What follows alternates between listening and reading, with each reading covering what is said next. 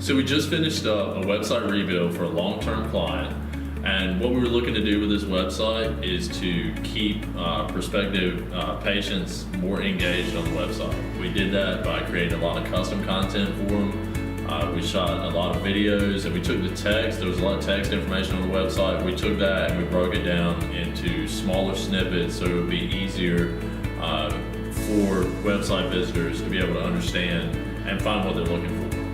So it's a lot easier to navigate now. It's really nice when you come in, got the homepage, background video, runs in a loop.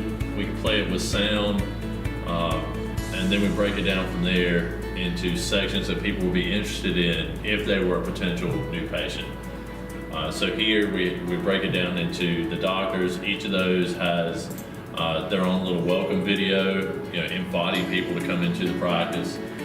The whole philosophy behind this is that when people come to the website, we want it to be easy to navigate. We want to be able to find whatever information it is they're looking for, and we want to convert those prospective patients into new patients for the practice. So it's important to think about what kind of things you're doing as a business owner to not only attract people and get them to your website, but to keep them engaged with your content, keep them on the website longer, and then convert them into new customers.